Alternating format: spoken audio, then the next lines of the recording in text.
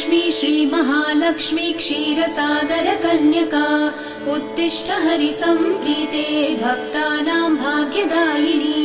श्रीलक्ष्मी श्रीमहालक्ष्मी क्षीरसागरकन्यका उत्तिष्ठ हरिसम्प्रीते भक्तानां भाग्यदायिनी।